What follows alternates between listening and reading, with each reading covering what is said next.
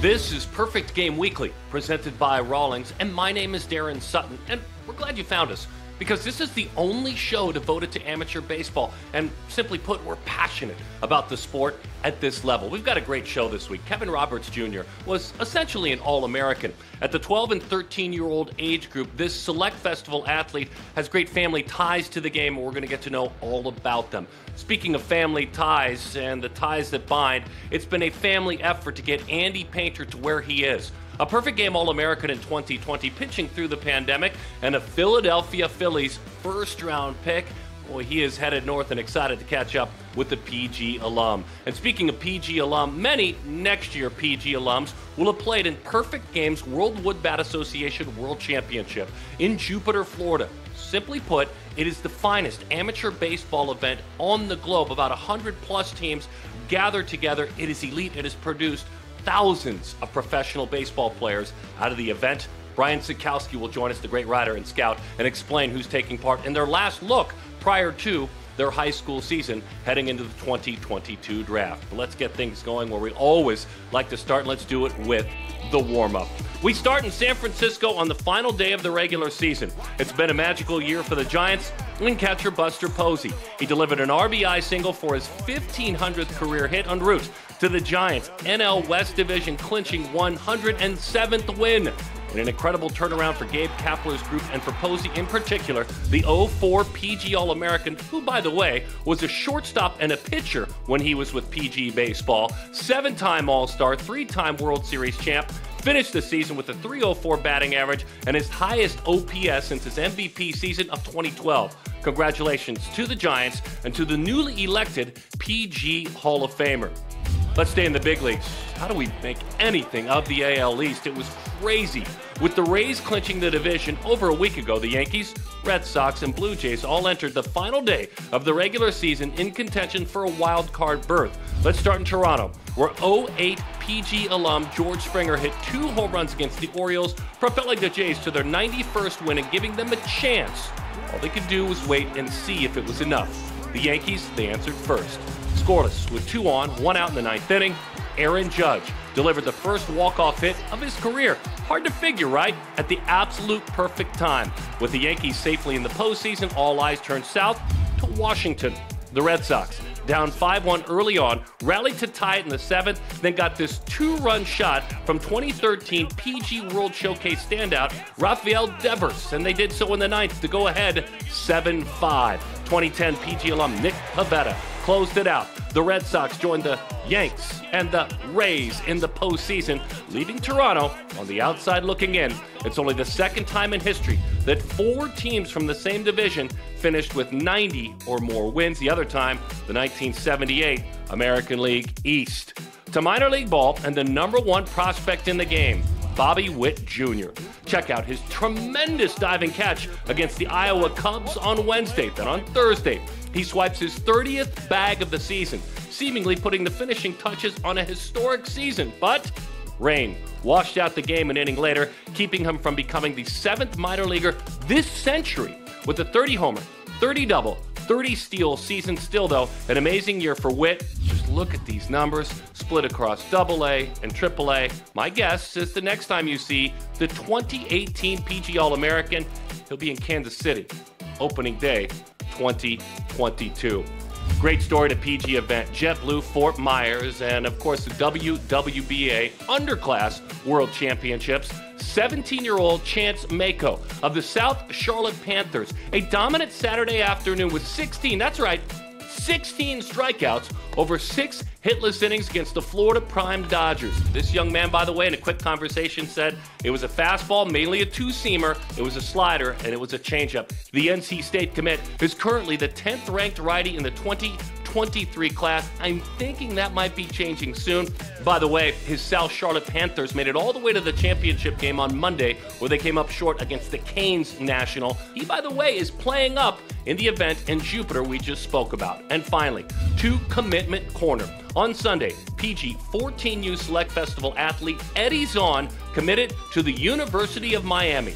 The 2025 from Lakewood Ranch, Florida can play all over the diamond. He projects, though, as a shortstop. Plays there very well for the Canes scout team. Pretty good age 14 season, both on the mound and at the plate for Eddie. Outstanding stuff for head coach Gino Termarr, who got his program yet another good one. From the 14U to the 13U Select Fest, and we've really enjoyed getting to know Kevin Roberts Jr. over the last couple of years. One of the reasons is he's playing up. He takes on all comers and did so this summer, athletes that were at times nearly 2 years older than him. And as we said, it's a family affair. Dad Kevin was a college athlete and Mom Shanice involved in everything and so supportive.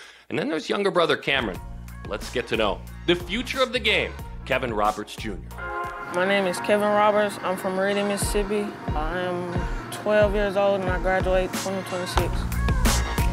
I was at the 13U National Showcase, hit on the big stadium down there. I felt like I was a real major league player out there. And don't feel pressure being younger than anybody else. No, I've been doing it for so long, it just feel like I'm playing with my own age group and my own class. Throwing from the outfield was like me practicing, and I just put it on the field and did what I did practicing. And no 12-year-old throwing like that. I was just one of them to throw it, and I broke a record. I was shocked. What a grab! Anthony Alfred, sometimes I'll just text him and tell him we can get some work in one day, and he'll just come out and do it. He played outfield, so he helped me with that. Some parts of my game I'm still working on is my fielding, my hitting, my speed. Like, I play multiple sports. We do athletic stuff, lifting, squats, deadlift. I just push myself to the limit where if I leave that field, I know I can try my best. Something I would like to achieve in the future is make it to the major leagues, and if that don't work out, then maybe start my own business.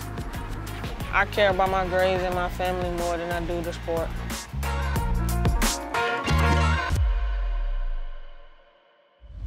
Just to finish that thought with regard to Kevin, he played recently at an 18U event, and he is expected to take part in Perfect Game's World Wood Bat Association World Championship, making him one of the only 8th graders to be playing with the very, very best seniors in North America. When we come back, a conversation with a brand new Philadelphia Philly and Perfect Game All-American. Andy Pater joins us. This is Perfect Game Weekly, presented by Rollins.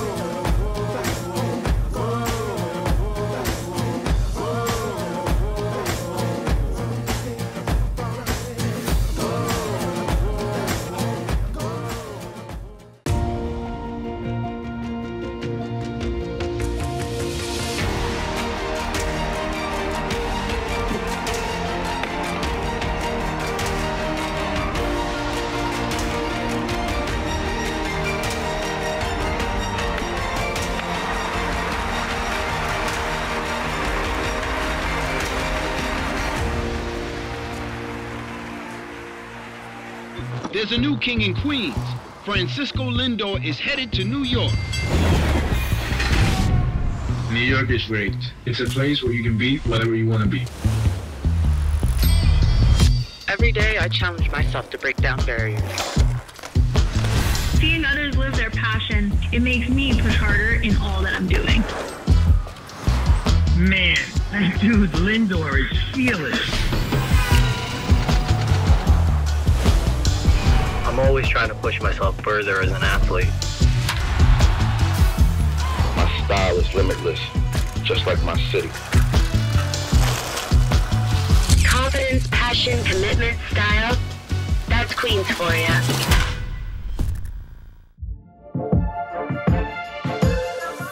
Welcome back to Perfect Game Weekly, presented by Rawlings, and I can count the interactions by the dozens, going back to when Andy Painter was 13 and 14 years old playing at PG events.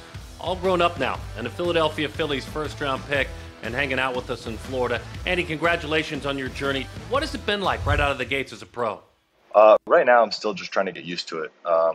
Going from having to balance school and, everything with that, baseball. Now it's kind of like, all right, baseball is your job. So, 100% focus is on baseball right now. And I've liked that so far. So you have a little more time to prepare and, really think about each start and go more in depth. But I've kind of just done the same thing, went out there and thrown and, really just prioritized body health and, recovery after that. September 3rd, 8th, 11th, 17th, those are all dates that mean something to all of us. But to you, those are your first 4 outings as a pro. They're limiting how deep you'll pitch into the game, but kind of talk to me about how you've progressed, how you've found a little bit more comfort each time you make a start. Yeah, the first time out there, obviously there was some nerves going through my body at that time. Gave up a single first batter, so was kind of freaking out a little bit. Wasn't used to that. But as we've gone on, the second, third, and fourth outings, I felt really comfortable. Everything's kind of been working. I felt like I could really put the fastball and, any other pitch exactly where I want it. And I've really just kind of felt comfortable throwing, whatever I want in any count. We had Harry Ford on the show last week, and he, of course, is experiencing the journey just like you, PG All-American, National Showcase. How important was it to be as aggressive as you safely could in 2020? How much did it mean to the growth of your game heading into this year? I thought everything worked out really well for what it could have been. With all the events being, back up and running, where at the beginning of the summer, no one really thought that was going to happen. So just the fact that we were able to play that and really build up confidence moving forward to the spring, where you could kind of play against that top tier talent, where if you didn't have those All-American games, you didn't have those events, you weren't going to be able to do that. So it kind of just built confidence moving forward to the spring, knowing that, you still got to play those same people you used to in prior summers. So when I saw you last summer, the summer of 2020, and now we're talking after the summer of 2021, what part of your game would you tell me specifically? Maybe it's a single pitch. Maybe it's a part of your body. What part of your game has developed the most since the last time we got together in person in 2020? I definitely say the changeup, being able to throw the changeup more often and just being more comfortable throwing that. In the past, I was more right on left changeups, where I didn't like to go the right on right, just with same thing, just not being comfortable throwing it. Or especially right now on pro ball, we're kind of focusing on being able to get that right on right changeup and for a strike and being comfortable and not throwing it in any count. Really just not worrying about hitting the guy or yanking it, just being able to throw it with no worries. So what was draft night like for you? We all love these stories. We've been behind the scenes with some of you guys. What was draft night like for you? A little nerve-wracking, just not knowing where I would end up, what was going to happen, what my life was going to look like moving forward. I wasn't nervous until like the day of, and then I was like, all right, this is getting real. Like, I don't know what the future holds. But we had some family over, we celebrated, but nothing big. I had to go up to Gainesville the next day to pack up my dorm. So there was a lot of moving parts. I love the fact that you met Joe Girardi and a lot of the Phillies leadership after you inked the deal with your agent. Scott Boras traveled with you to Philadelphia. But I love that Joe was there because Joe was also a dad at Calvary Christian, and you played with his son. I kind of love that relationship. Joe's been watching you for a long, long time. Kind of ironic that this has come back together, right? Yeah, when I came my freshman year, Dante was a sophomore. Then the bond actually started before baseball season. We both played basketball that winter, so it started, a lot like, it started before that. And there was no background knowledge of me. Joe just kind of knew me as, all right, this kid plays basketball. He's a baseball player as well. There wasn't, this was before I committed, so we didn't really know much. Actually, the first conversation I had with him was, I got migraines, and he came up to talk to me about it. And so our first conversation with Joe was talking about migraines. Incredible. And then I want to ask you about Mick Abel. He was a year before you. You were obviously at camp in Clearwater. He was playing for the active team in the Florida State League, what it used to be called, in Clearwater as well. Have you watched him from afar? Have you chatted with him? You guys have similar frames. You're both Philadelphia Phillies. They expect the world of you. Tell me about your relationship with Mick. Me and Mick are bonding pretty well. We started playing Xbox together a little bit. Threw with him a couple times. So we're together right now in the instructional league. So we talk a lot. We talk a lot of baseball, talk a lot of past experiences. We're on the same kind of route. So I'm kind of just picking up stuff from him to learn and kind of progress a little easier into this future. Andy, thank you, man. It's great to reconnect with you. Yeah, thank you for having me. Andy Painter, excited about his journey. When we come back, many journeys will get together in Jupiter, Florida, of talented athletes. It's Perfect Game's World Wood Bat Association World Championship, the best gathering in the land of amateur talent heading into their senior year. Brian Sakowski will explain. This is Perfect Game Weekly, presented by Rawlings.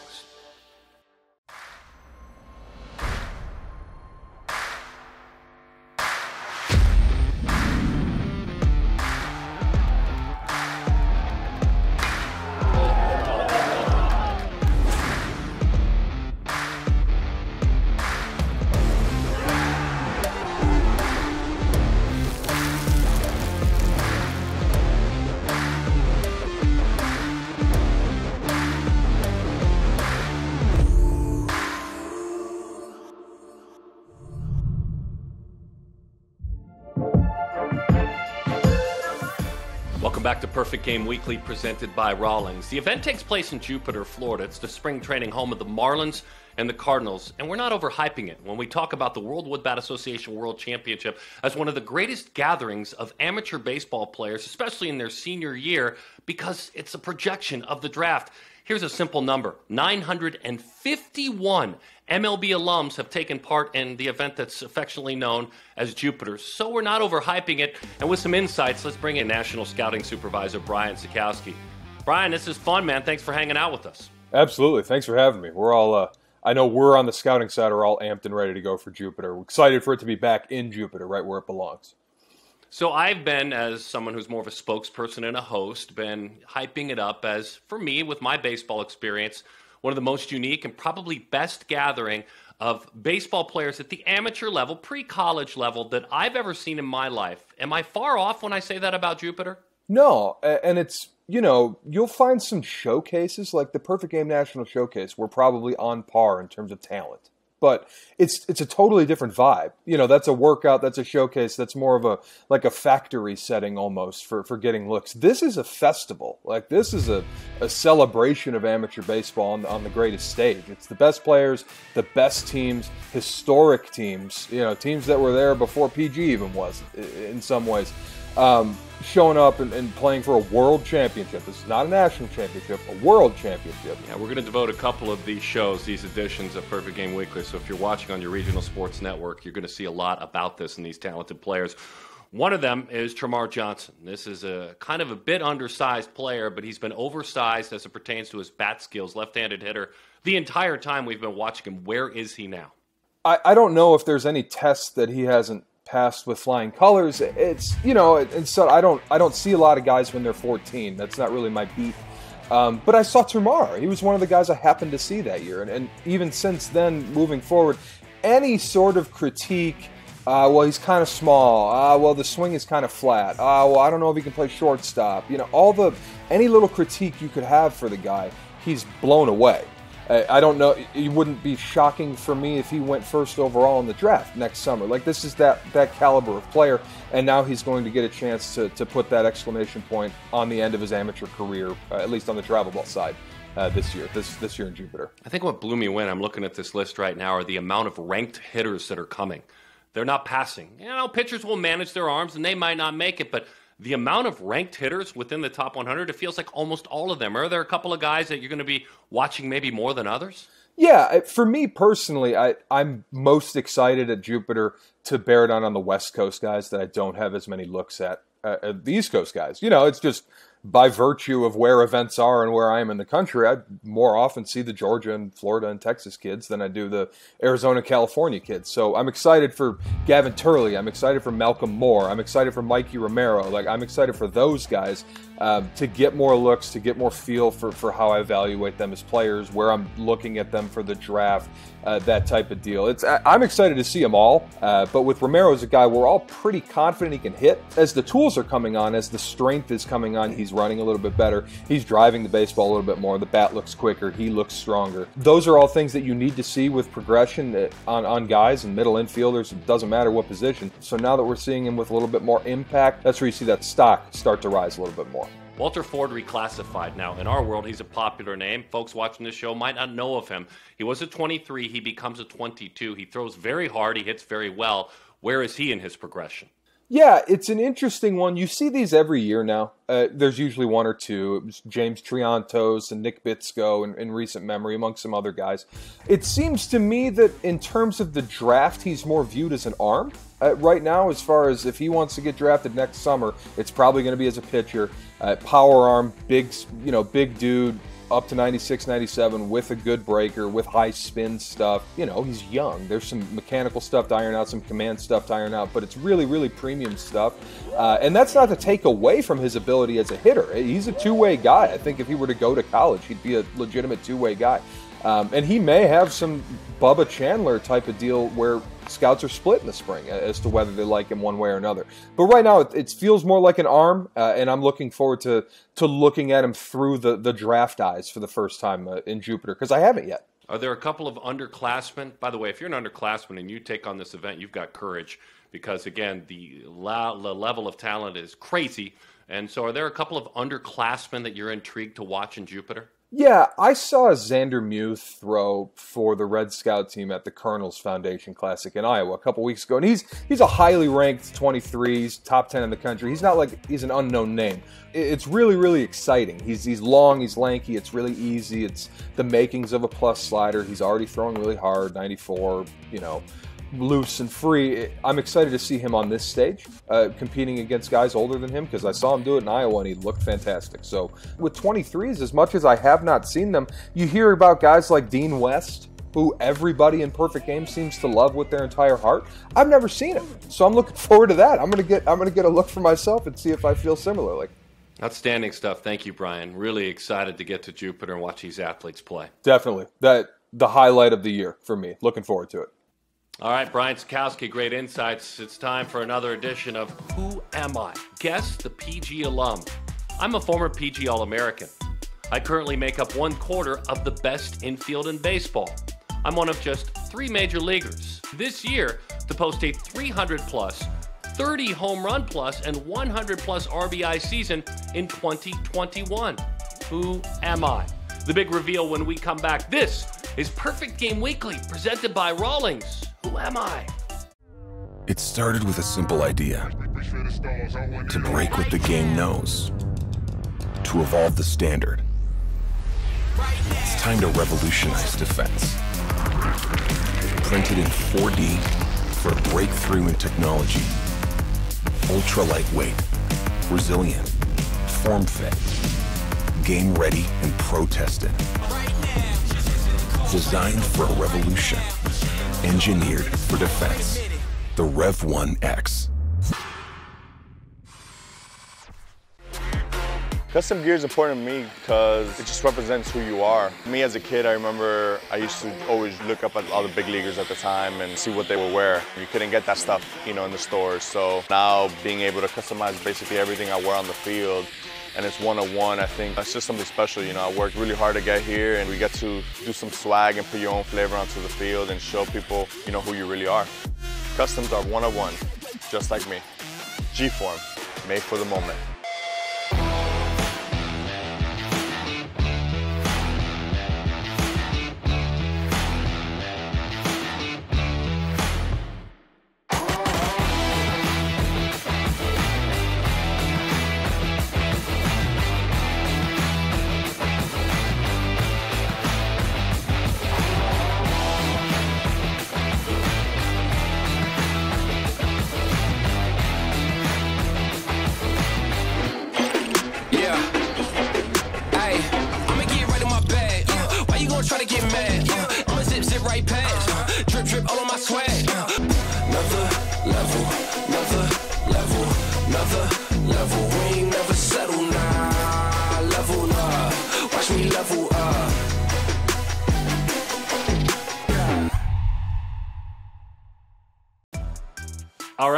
Perfect Game Weekly, Who Am I revealed time. Clue number 2 may have led you to the NL East champion Atlanta Braves. If so, you'd be correct. Did you guess Freddie Freeman?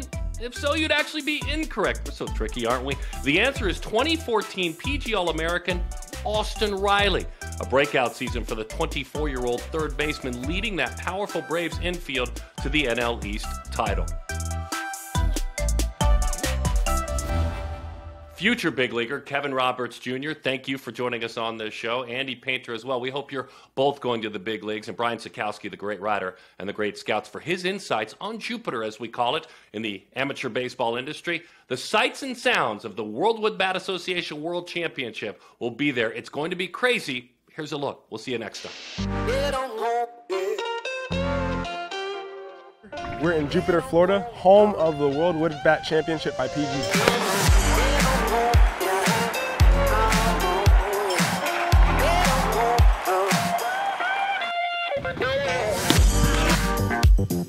There's like 20 fields, 1 stadium. It's kind of like the closest you can get to college baseball at this tournament. There's like 1,000 scouts here. Everybody's always watching. When I think of Jupiter, I think of fun. The best part is that baseball brings people together from people who live far away, so. Every kid is the great kid, not just there's that one kid in the tournament who's amazing. It's such a rush. It's awesome.